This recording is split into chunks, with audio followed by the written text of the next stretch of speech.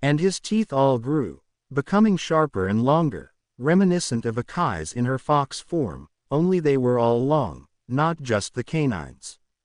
Even his tongue changed, becoming much longer and round, till it looked almost like a slimy rat tail. After almost a full minute of the agonizing transformation, it ended and the new, fully demonized Naruto stood panting in front of his shocked love. "What happened?" he asked, his voice completely different, sounding like a more feral version of Akai's demonic growl. "You've finally taken your true form," Akai said. She walked over to him and pulled him into a comforting hug. "Everything is different," he gasped as he took in the world through his new senses. His eyesight had changed dramatically. He could now see a much wider range, and everything was in much sharper focus, even things that he wouldn't have been able to see previously, like the individual leaves on a tree that was more than 100 meters away. They also seemed to be drawn to movement, as he suddenly focused sharply on a deer as it leapt out of the tree line into the clearing their camp was set up next to. His senses of smell and hearing were both also greatly improved, and also seemed to focus on particular sensations, as he smelt the deer and heard its heart beating. One thought was heard in the new demon's head as he took in his environment. "I'm a predator," he declared. "That's right. You're a demon now. That means that you are the top of the food chain, and your senses and instincts are programmed as such. But you must learn to control those instincts. If you do not, you will become no better than the mindless beasts of the lowest levels." Naruto nodded his head, fighting the powerful urge to slaughter the innocent animal. Slowly, he turned his head towards his love, but this proved to be a mistake as he was almost overcome with even more powerful urges. One by one his senses locked onto her and he was nearly overcome by it all. Her heavenly, animalistic scent, the glistening sweat that trailed down her gorgeous curves, the strangely enticing sound of her strong, calm heartbeat, he felt for the first time that he was truly noticing her, and it was pushing him over the edge. Noticing that his intense study seemed to be locked onto herself, Akai didn't have to struggle to guess at what was happening. "Fight it, Naru-kun. You aren't an animal, you're better than this," she declared, but even the movement of her lips and the glimpses of her sweet tongue were too much and the new demon let out a mighty roar before stalking towards what his instincts were loudly declaring, his mate. Now being that she was far more experienced and composed than the young man approaching her, she could have overcome their power discrepancy and restrained him, but for the life of her, she couldn't find the will. She wanted this just as badly as he did, and she was sick of fighting her instincts when it came to the man that had wholly claimed her heart. So instead of continuing the charade of disinterest, she reverted to her own demonic form, letting out a howl of reply as her teeth, nails and ears became beastly and she sprouted 4 wildly swinging tails, shredding her robe in the process. His mouth hung open as his heightened senses took in all that was Akai, easily the single most beautiful creature the world had ever known, her perfect, her tiny rose-colored nipples, her tight, flat stomach, her flashback pause. "Okay, I don't think we need to hear any more about that part of the story," Tsunade declared, ignoring the disappointed groans from the 3 other women in the room. "Ah, right, sorry Ka-san. Okay, so it was about a week later that we got control." "A week," Tsunade yelled, sparing only a glance to her apprentice, who had fainted with a perverted grin and nosebleed. "What can I say? Demons do it right," Akai declared proudly, getting a shake of the head from Tsunade. "Anyway, so what happened next?" the Hokage asked, not comfortable with the inappropriate thoughts this conversation was digging up about her son. "Well, like I said, it was about a week later." Flashback continue. Having finally regained control of their urges, they decided that they needed to spend time exploring and mastering any new abilities that the transformation may have given the blonde. They had discovered that in his full demon form, as they had labeled it, it was as if his entire body was composed purely of blood. This meant that he could manipulate his entire body, not just the blood that covered it, as he was limited previously. The implications of this trait were not lost on either of them, and they spent almost an entire day exploring everything that this meant for the new demon. They had started with simple things, like extending his fingers, then arms, but had quickly moved right up to completely reshaping his body. He found that he could essentially transform into anything. Now this may not sound too impressive considering one of the most basic ninjutsu is the henge technique, but unlike the henge, which is just an illusion, Naruto could physically change into anything. This meant that he could transform into a bird, and actually be able to fly, or into a fish and actually be able to breathe underwater. Granted, it would be a red fish of roughly his dimensions with weird eyes, but still. They also found that he had near-perfect regenerative ability, since as long as it was still attached to his body, he could merely reshape the damaged part without the damage, and on the off chance that something was actually severed from his body, if he re-established physical contact with it, he could absorb it back into his body and reform whatever was removed. Whilst Naruto had taken this knowledge to presume that he was immortal, Akai had quickly reminded him that they had not tried removing his head, and it was possible that doing so would likely kill even him. He had replied by absorbing his head into his body and dancing around like a headless idiot, inwardly shouting about how he was immortal. After she had regained his attention by whacking him where his head used to be, he calmed down and she explained that, whilst demons may be very hard to kill, they are not immortal, so he should not become careless. He promised to do so and retracted his head again, into what he had jokingly labeled his defensive mode. It was a few days later when the demonic couple had decided to move on. Deciding that it was best to travel in their human forms, they each transformed, but as the blood skin pulled away from Naruto's head, they were surprised to find that he did not revert back to his previous size, but instead only shrank slightly, to a 6-foot-tall muscular man, not quite as large as the 6'5" demon form, but considerably taller than his pre-demon self. Shrugging it off as a good thing, they decided why didn't really matter, and set off on their way. As short time later, they found themselves in a small village, sitting in a restaurant eating a quiet meal, when they overheard an interesting conversation. "Did you hear that the last Uchiha has left Konoha?" a random civilian asked the man next to him, instantly gaining the attention of the demon couple that were sitting nearby. It's not really surprising after what that crazy bitch of a Hokage did to him. I heard that she had his bloodline and chakra sealed, so that he couldn't be a ninja anymore, then she had him locked up. Can you imagine doing that to the last Uchiha, and just cause he tried to save them from some demon that had been attacking the villagers? I tell you, this is why they should never have let a woman into a position with that much power, they're too easily swayed. The second man declared with a disgusted shake of his head. Flashback pause. He said what? Tsunade yelled as she stood, slamming her fist into her desk and almost splitting it in half. Easy, Ka-san, I handled the situation, Naruto declared with a sadistic smirk. Flashback continue. Naturally, after the comments about his mother, Akai was forced to physically restrain her blonde lover from literally ripping the stupid man apart, but after his sexist statement, her grip somehow slipped and the full fury of the new demon was unloaded on the fat little man. After a few minutes, when there was little more than a red smudge where the man once sat, Akai decided that he had had enough. Grabbing her man by his blood-coated arm, she pulled him over to where the man's companion sat, quivering in a puddle of his excrement and his friend's entrails.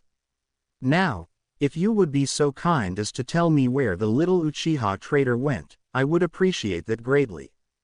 Akai purred, causing the shocked man to stare at her intently, the faintest hint of lust apparent in his disgusted gaze, but it was more than enough.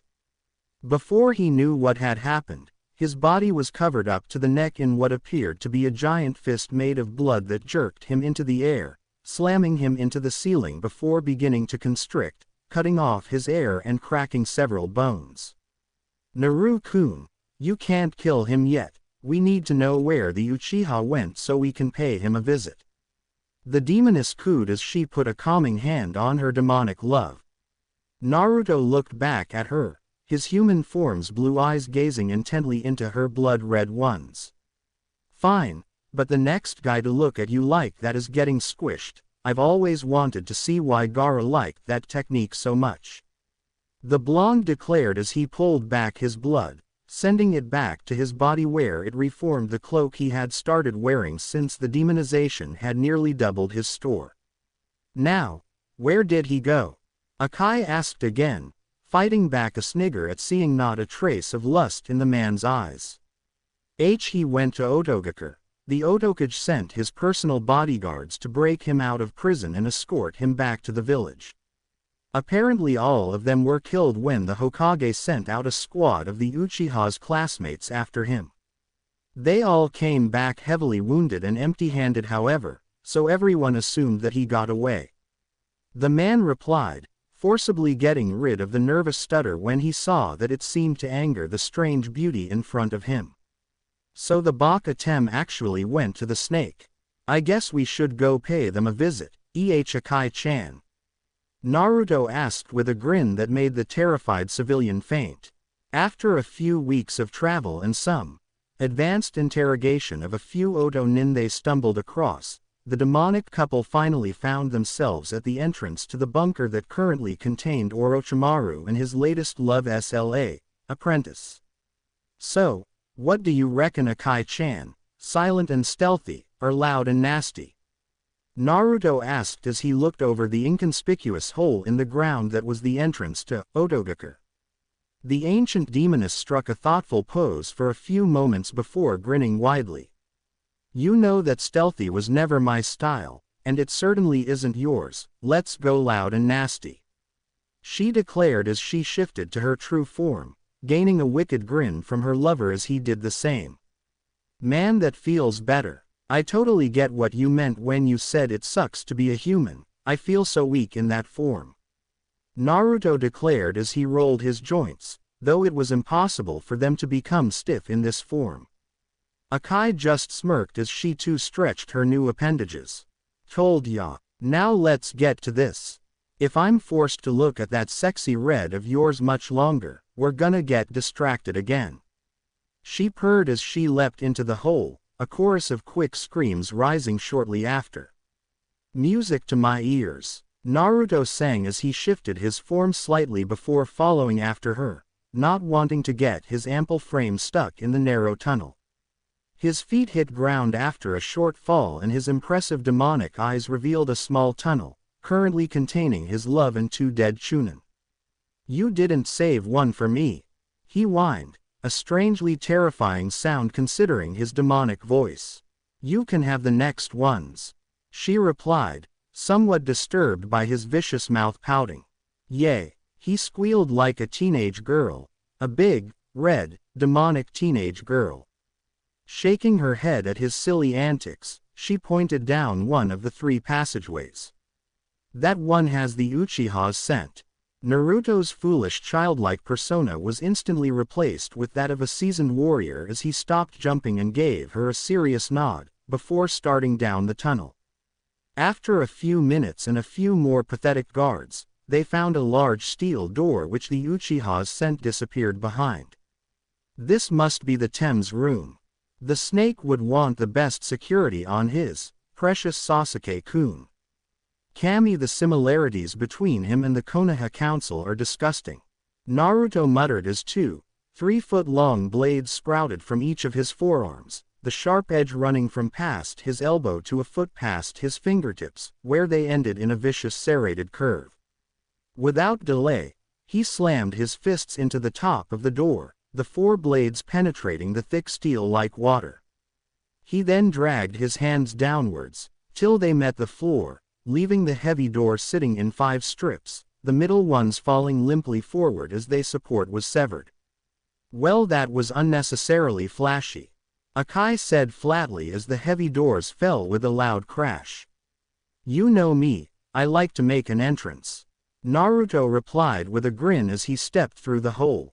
As soon as he passed through the doorway, the sound of 1,000 birds chirping erupted in the demon's ears, and he felt a burning sensation in his abdomen. Looking down, Naruto found the, now, relatively small form of his former teammate, the Uchiha's hand up to the elbow in the red flesh of his body. "Well, hello to you too, Tem," Naruto growled, not looking bothered by the limb embedded in his torso. "What the hell are you?"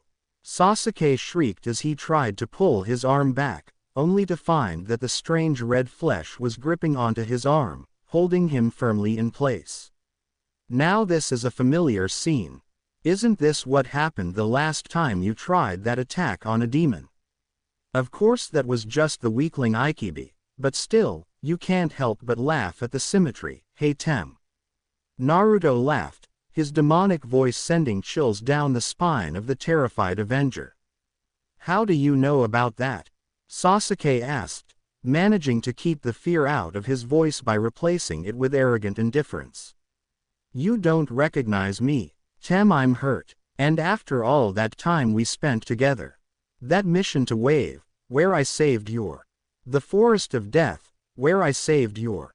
The Oto invasion, where I saved your. How about when you tried to kill me before our team meeting a year ago? You really don't remember me, Sasuke Tem." Naruto growled, his killer intent flooding the room and making the young traitor fall to his knees. "And Naruto. That's right. Now what's this I hear about you turning traitor?" Naruto asked, his killer intent increasing even more, forcing the Uchiha to struggle for his breaths. "Why you can't kill me? The Sea Council will never let YUC come be back," Sasuke threatened, though the effect was largely reduced by the fact that he was gasping for every breath and stuttering in terror. "You know what? You're right," the demon declared, reining in his killing intent, getting two relieved sighs. Naruto paused, too, he thought as he looked around, searching for the source of the other noise. When he found it, his killer intent flared even more than before, though this time it was focused solely on the Uchiha, the horror of the experience completely overwhelming anything he had felt from Orochimaru or even his brother. In the corner of the room, chained to the wall and completely, was the broken form of a teenage girl. She didn't look much older than 15, but it was hard to tell since her body was littered with cuts and large bruises. From her disheveled and malnourished state, it was easy to tell that she had been there for some time, a few weeks at least. Her hair, which was a paler red than Akai's, was matted and even looked to be burned in some places. In short, the poor girl looked like she had been through hell and back in a cage full of wild beasts, and the one responsible was trembling in front of him, totally defenseless. It would be so easy. Just a simple flick of his wrist and this monster in human flesh would be wiped from the earth. But that wouldn't be justice. There was no justice here. Regardless of what happened to the Uchiha, nothing would repair or compensate the damage that the sick little had done to that poor girl, and Naruto knew it. It was that thought alone that saved Sasuke's life that day, but it didn't save his arm. Without hesitation, Naruto constricted the flesh around the raven-haired traitor's arm, grinding it into complete nothingness, leaving not even a fragment intact as he pulled the 3-inch stump that used to be his right arm away from the furious demon. It took several moments for the truth to set in before he began to scream, his shocked mind overloaded briefly before acknowledging that he was in tremendous pain. Naruto grabbed the shrieking Uchiha by his collar and raised him to eye level, staring silently into the teary, pain-filled eyes of the Avenger before he threw him through the hole in the door and into the wall across the corridor, fracturing his spine but somehow leaving him conscious. Akai, who had been waiting in the hallway and had only narrowly avoided being hit by the flying traitor, poked her head through the door to see what had upset her man so much. After a few moments her eyes settled on the frail form in the corner, and if it wasn't for the maternal instincts that every female, human, demon or animal has, she would have returned to the hall and slaughtered the Uchiha in ways that would make the most depraved nightmares of Orochimaru look like child's play. But as it was, she, instead rushed over the girl's side, effortlessly breaking her restraints, and bringing her into a comforting embrace, thankful that the girl recognized her as a friend and didn't flinch away from the contact as many would have. Carefully, so as to not aggravate her countless wounds, Akai picked the girl up bridal style and turned to her lover. No words were shared between the two, but the look they shared said everything that needed to be said. They were taking the girl with them after they had destroyed this horrible place and everyone in it. Only the Uchiha would survive, but his punishment would far outweigh that given to the rest of those that they came across. And so it was. Akai created a cage buncheon, which left with the girl while the original and her lover slaughtered everyone even close to that compound. When they finally finished, the demoness shifted to her full fox form and leveled the structure, leaving nothing but a smoking crater and the horrible stench of mass murder. Flashback end. The office fell silent as everyone thought about what had been said. The only one who moved was Naruto as he pulled the trembling form of Tayuya into a comforting embrace, rubbing her back and whispering into her ear words that no one else could hear. The girl, it was her. Tsunade asked quietly, getting a nod from Akai, who was also rubbing the young woman's back. After a few minutes, Tayuya regained her composure and Naruto spoke up again, clasping her hand as she pulled away from him. After that, we brought the Uchiha back here, though with a few modifications, as I'm sure you know. Naruto declared, looking at his mother who gave a serious nod. So it really was you that did that to him. We had thought he had gone mad when we found him, missing his arms, eyes and reproductive organs, ranting about how demons stole his vengeance. Tsunade explained, if I had known what the sick bastard had done, I never would have saved him. Saved him? Akai asked. Tsunade fought back an angry growl. The council forced me to perform several transplants, giving him the latest prosthetics arms from Suna, and they even made me give him Kakashi's Sharingan, saying that it should be with one who truly deserved it, whatever that is supposed to mean. I fought tooth and nail against it, but Kakashi actually agreed to the transfer, something about a guilty conscience from way back, so I didn't really have any excuse not to do it. Especially considering we were told that he had been captured and held as a prisoner by Orochimaru. Had I known the truth, I'd have let the bastard wander around blind and armless. At least that filthy bloodline will die with him. Naruto spat, his opinion regarding the Uchiha clan as a whole well established to all those present. Tsunade gave a slight nod. Not that it has stopped the stupid bastards from trying.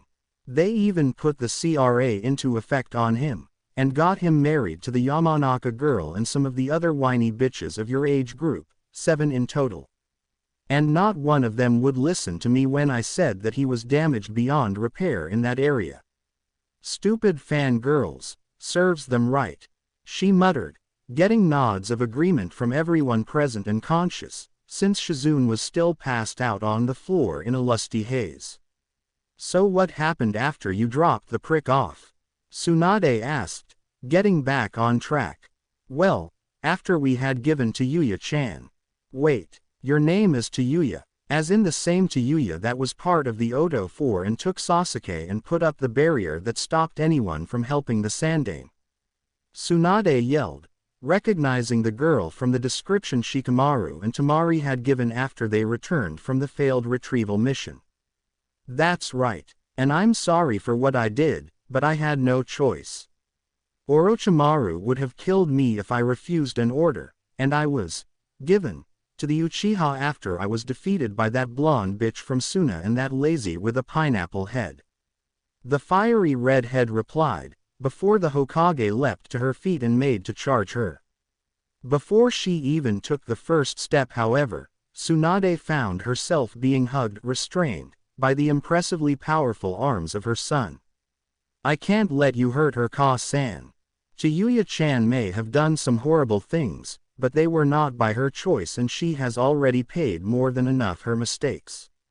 I love her, and I will not allow anyone to hurt her, even you.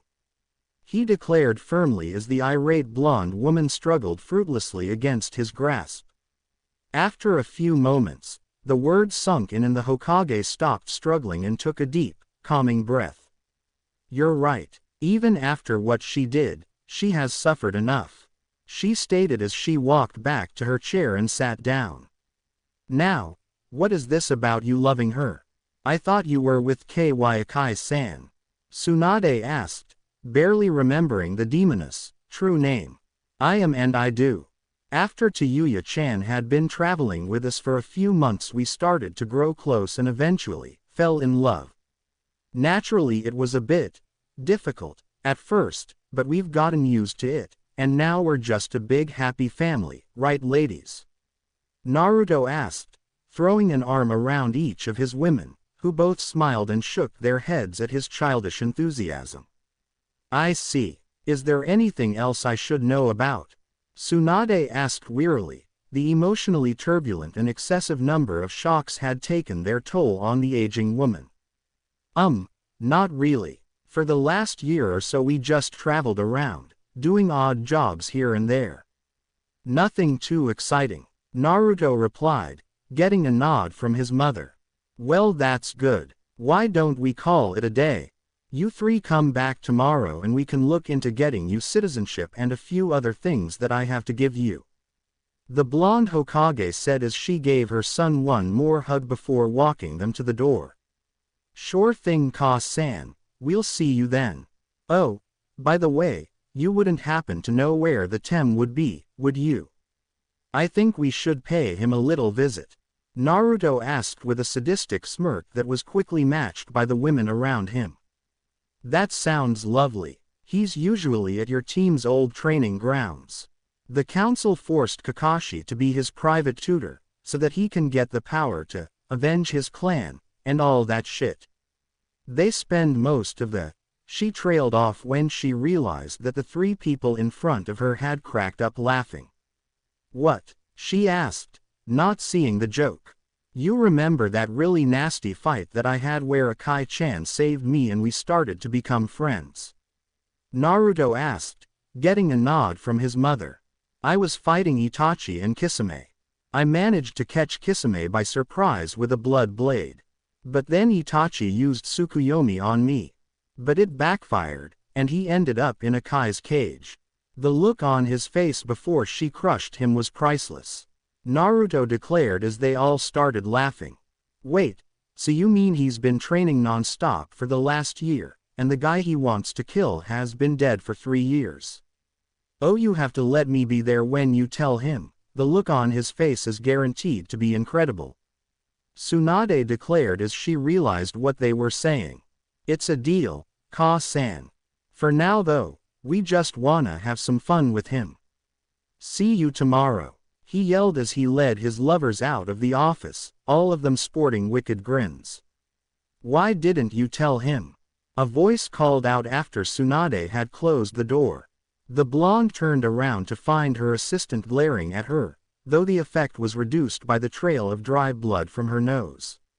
"I'll tell him tomorrow. I wanted them to have one peaceful day in the village before everything goes to shit." After they had left the Hokage's office, Naruto and his companions headed straight for the old Team 7 training grounds, eager to catch up with the literal last Uchiha. When they arrived, they found a scene that sat in the hazy middle ground between infuriating and disgusting. In the middle of the training ground, performing one technique after the other, was Kakashi Hatake, his Hite 8 now level across his forehead, with an eye patch covering his left eye. This was not what made the three newcomers angry, however, it was the fact that, standing a few feet away from him, copying every technique with his donated eye, was Sasuke Uchiha, a superior smirk plastered across his lightly scarred face. "Is this how you always trained when we weren't around, Kakashi, or is this a new thing?" Naruto asked as they walked up. They would have cheered at the terrified expression on the Uchiha's face if they weren't so pissed off at the moment.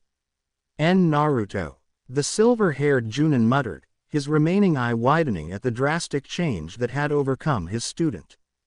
Hey Kakashi. I'd ask how you've been, but judging from the look of things I can take a guess. Naruto sneered, not even glancing at the seething Uchiha. Naruto, what the hell happened to you? Kakashi asked, still unable to comprehend that this was his student. Let's just say a lot and leave it at that. What happened to you? I mean, you were always a bit of an Uchiha brown-noser, but giving him your eye, and then allowing yourself to be involved in this repulsive training, I never thought you would sink this low. Kakashi wanted to defend himself but knew that he couldn't. The fact of the matter was that Naruto was absolutely correct. He had fallen, and he had fallen a long way. I know, he muttered wearily, looking away from the blonde, unable to hold his gaze any longer. Then stop. You may not be able to take back all the things you gave the arrogant sack of shit, but you can stop giving him more. Chiyuya yelled, frustrated by the legendary shinobi's pitiable behavior. Don't you dare talk about Sasuke-kun like that, screeched a voice from nearby. Turning towards the source, Naruto couldn't help but sigh at the appearance of Ino and several other women, presumable Sasuke's other wives, who were all sporting outraged expressions and stalking towards them in what was probably supposed to be a threatening manner. Of course, none of them were even slightly intimidated by the crowd of hysterical fangirls. What the do you whores want? Chiyuya yelled, causing Naruto to sigh again, since he knew what was coming. What did you call us? The blonde banshee shrieked, causing Naruto and Akai to wince and rub their sensitive ears. For the love of all things holy, would you shut the up? Naruto roared, subconsciously releasing a tiny amount of his demonic aura, though it was more than enough to send the kunoichi to their knees, gasping for breath. You've got to be kidding me. The blonde demon murmured as he realized what had happened, before reining in the pressure and getting relieved gasps from the pathetic women. See, this is why I hate fangirls. They are obviously disgustingly weak, and yet they are giving the same label as real kunoichi like us. Chiyuya spat, getting a smile from Naruto for not swearing in 2 whole sentences. Bitches, she added, making his smile drop and him shake his head lightly. Who are you calling weak? Ino yelled as she charged the redhead, only to have her fist caught and used in a simple throw that sent her flying back to the crowd of stunned girls. You wretched gaping cunts. It's useless pieces of shit like you that make it so hard to be taken seriously as a kunoichi. Now get thee out of here before I lose my patience and show you what a real ninja can do. The former Oto nin threatened darkly, terrifying the women, who all looked at Sasuke to defend them. What are you looking at him for? I'll kick his eunuch too if you don't get thee out of here. Sasuke looked as though he was going to retaliate to the remark, but one look from Naruto was more than enough to vanquish any objections the targetless Avenger may have had. Ino and the other women left in a huff, obviously upset by their husband's indifference, though it was hardly the first time that such a thing had happened. Rather, it occurred almost daily whenever they met the Hokage or any of the Rookie 12, who all criticized the women for blindly following the traitor simply because of his name. Once they had left, Naruto put a comforting hand on Chiyuya's shoulder, calming down the fiery woman and drawing a chuckle from the Uchiha. You have something to say, Tem. Naruto yelled, startling Kakashi, but not Sasuke, whose Uchiha arrogance and pride were overwhelming his sense of self-preservation, again. I just think it's funny how you're always going after my sloppy seconds, first that idiot Sakura, now this filthy slew. His vile taunting was cut off as he had a fist rammed into his stomach, dropping him to his knees, where he spat up a considerable amount of blood. Naruto said nothing as he removed his fist, then spun and delivered a brutal heel kick to the downed Uchiha's face, sending him skipping along the ground like a stone on a lake. Sasuke had barely skidded to a halt when he felt and heard the enraged blonde drive his knees into his back, resounding with a sickening crack. Still perched on his former teammate's spine, Naruto pulled the arrogant fool's head up by his hair, till there was another snap, and the blonde could whisper directly into his ear. Remember this well, Uchiha. I may have spared your life that day, but since then, it belongs to me, and should I or any of my friends ever feel the need, I will not hesitate to take what I let you keep. Naruto then released his head, letting it fall back into the dirt. Let's have a little reenactment. What do ya think, Tem? You'll remember this, it's what happened the first time you used that disgusting curse mark of yours. Sasuke's eyes widened as he remembered what he had done in the Forest of Death while he was caught up in the power of the curse mark. Why, you can't, he gasped weakly, finding it difficult to breathe with the large blonde still kneeling on his back. Oh, but I can. Now, what was it you said? Oh yes, you seem very proud of these arms, Naruto declared with a smirk, as he grabbed onto the Uchiha's arms firmly. Naruto, stop, Kakashi yelled, finally snapping out of his stupor. Naruto turned and glared at him. Funny that you should take the place of the whiny fangirl in this reenactment, Kakashi, since you have become little more than that. He spat as he began to raise Sasuke's arms, easily overcoming the minute resistance he tried to put up. Naruto, if you don't stop, I'll have to stop you, the Junin yelled, getting into a ready stance. The blonde continued to raise the arms till his prisoner let out a pained scream, before he abruptly let them go, the whole time staring his former sensei in the eyes. Getting up with one final application of pressure into the raven-haired boy's back, Naruto said nothing as he walked over to his loves and walked away, the women following, each offering a glare at the downed teen before they left. After the Uchiha incident, the new arrivals had visited Naruto's favorite restaurant, all of them basking in the pleasant atmosphere that had been largely missing since they returned to Konoha. After quite a few hours in the small ramen stand, they had left for the hotel they would be staying until they could find somewhere more permanent to stay. The following morning they were making the trek to the Hokage's office, all speculating about what the busty blonde could want to tell them, and coming up with a wide variety of possibilities, from her having secretly married Jiraiya to announcing that he was officially her successor to the Hokage, but after a few minutes they decided that speculation was pointless and just walked in comfortable silence that came with having been together for so long. When they arrived, they were immediately on guard as Shizune led them away from Tsunade's office into the conference room of the village council. What are we doing here, Nichan? Naruto asked, confused and worried about the unexpected change of locations. Sorry, Naruto-kun, but Tsunade-sama said that the announcement she had to make to the 3OU involved the council, so it has to be done here. The black-haired woman consoled, giving him a hug and ignoring the slight growls that came from the two women standing behind them. Naruto took a breath as they entered the large room, bracing himself for what was sure to be a troublesome meeting. Morning, Ka-san, counselors. The blonde greeted as he sat down at the long table, the council on one side, Tsunade at the head and Naruto's party on the other side. Thank you for coming, Naruto-kun, Akai-san, to Yuya-san. As I told you yesterday, I have a few things that I have to tell you. Unfortunately, due to their nature, I have to include the council in this meeting. The Hokage explained, getting a small smile from Naruto and a collective frown from the council at her lack of respect and complacent tone. Simply put, the reason that I have brought you here is because while you were away I undertook some extensive research and managed to uncover who Naruto's parents were. She announced, getting shocked gasps from everyone but Shizune, who already knew. What? How? The Sandame always told me that there was no way to know who my parents were. Naruto yelled. I'm sorry, Naruto, but it seems as though the Sandame himself was the one who covered it up, which is why it was so hard to find out who they were. Tsunade explained, flinching at the look of betrayal that appeared on her son's face. Before you jump to conclusions, I think you should know that he did it to protect you.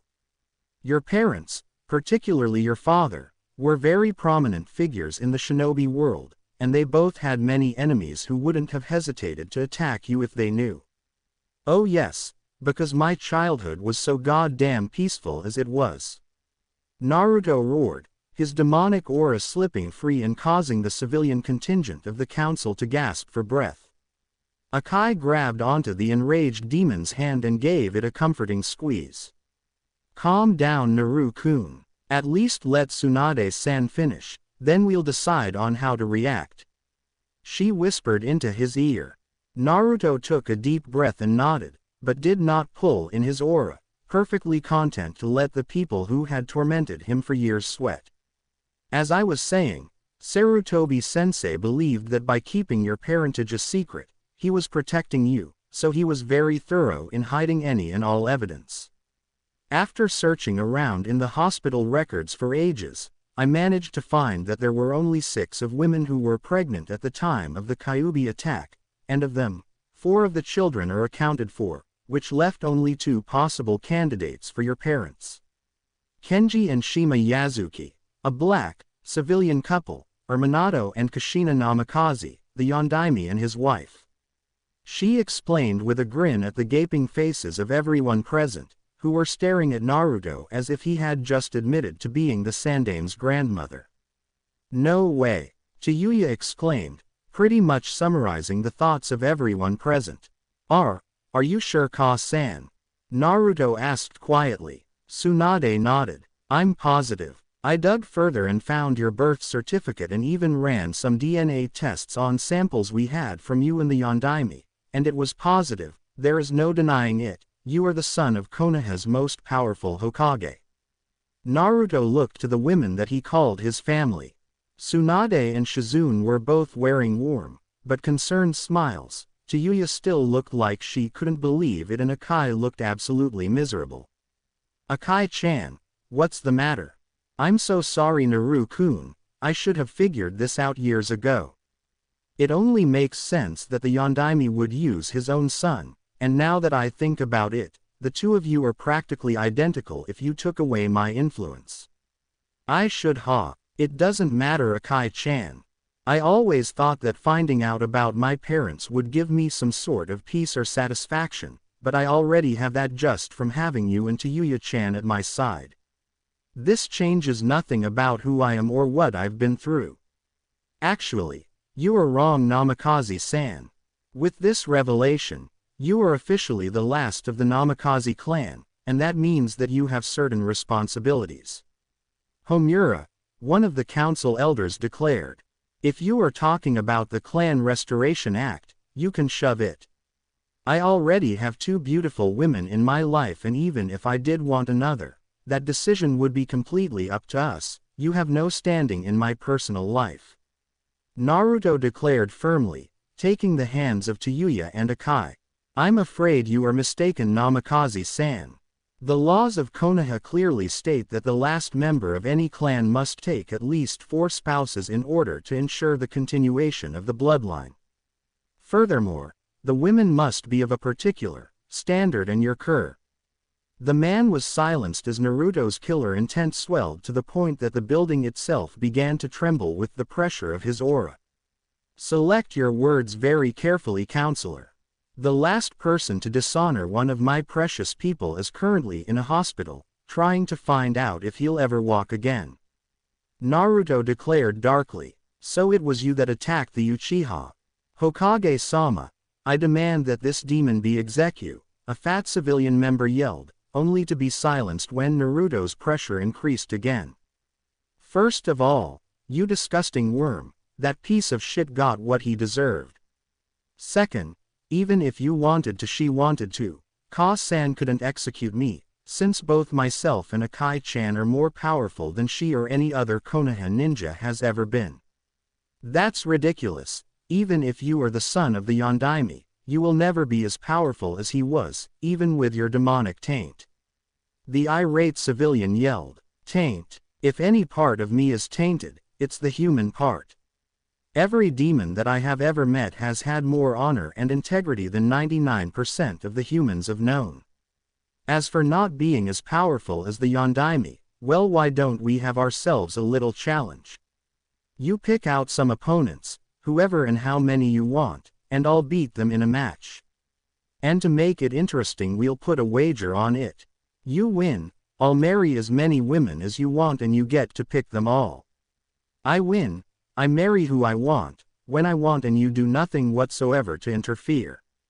The blonde announced, getting gasps from Tsunade and Shizune, and confident smirks from everyone else, though Tayuya and Akai were smiling for a completely different reason to the counselors. Naruto, you don't have to do this. Relax, Ka-san. It doesn't matter if they put me against a single person or a dozen, they cannot defeat me. A dozen that sounds like a good idea. Why don't we make your opponents the entire Konoha 12? A man with bandages wrapped around his head and much of his body declared with a victorious smirk, getting a chorus of agreements from the rest of the council and shocked gasps from the two medics. That's it. You have the entire Konoha ninja force to choose from and you put me up against a group composed mostly of fresh chunin. Kami, you people are dumber than I ever imagined. How about this, to make it fair, throw in all of their senseis too. That way when I win, there will be no doubt as to who is the most powerful in the village. Naruto declared, getting mixed reactions.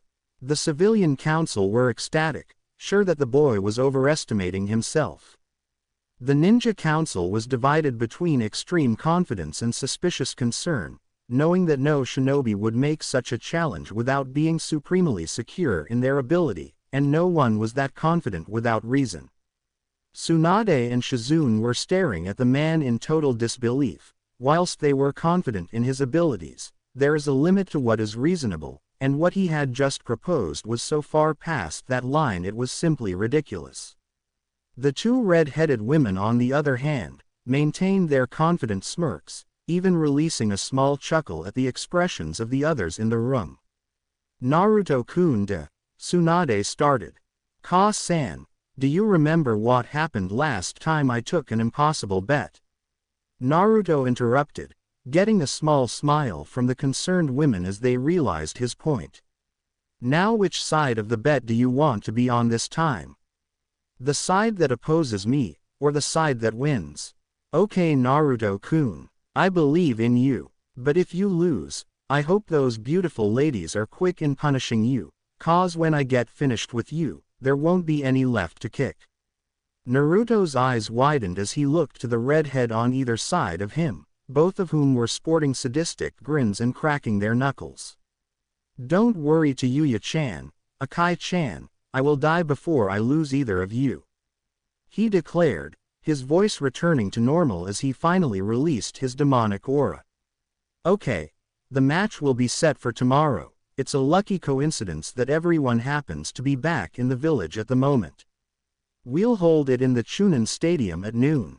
Now, unless there is any other business, I believe that this meeting is over. Tsunade declared, looking around and getting silence. She stood and signaled for Naruto, Tayuya and Akai to follow as she left the room. After they had left the council room, Tsunade had led them out of the tower and towards one of the residential areas of the village. Where are we going, Ka-san? Naruto asked. I'm taking to see your inheritance. The Namikaze may never have been a big clan, but they did have a very nice compound, and since you are now officially the last of them, it belongs to you.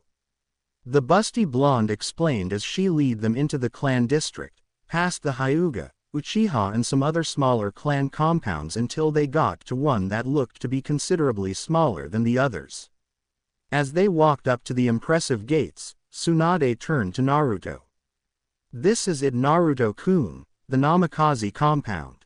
It has been largely left alone since your parents died, since there is a seal on the gates that only lets approved people enter, and the only ones alive that still had approval were Jiraiya and Sarutobi-sensei. She explained. Does that mean we have to wait for that dirty pervert before we can go in? Naruto asked, not particularly eager to see the man that had apparently known about his heritage but kept it a secret. No, once I found out about your parents I confronted him and he showed me everything, as well as adding me to the gate's seal so that I can open them. Naruto nodded and Tsunade stepped up to the lock on the gates, pressing her palm into the center and channeling a little chakra into the metal. After only a few moments, there was a loud click and the gates opened themselves. "How do we add ourselves to the seal?" Naruto asked, not particularly wanting to get Tsunade every time he needed to go home. "There is a seal inside, I'll show you in a minute," the older woman replied, getting a nod from the younger blonde as they all walked through the gates and into the grounds of the compound. Tsunade spent the next hour showing them around the impressive grounds and the simple, two-story house. The majority of the property was made up of lawns which had been converted for various uses, from simple gardens to complex obstacle courses and training fields. There was even a small lake and a wooded area that was like a perfect replica of the forests that surrounded the village. The house was very simple in design, but quite ample in size. There was a kitchen, library, dojo, lounge and dining rooms downstairs, and 6 bedrooms upstairs, all of considerable size and comfort. The new occupants decided on staying in the master bedroom, with using one of the smaller rooms to house their clothes and other such things. Not that any of them really had much in terms of those, since Naruto usually wore his blood and both women had been confined, one way or another, until about a year ago.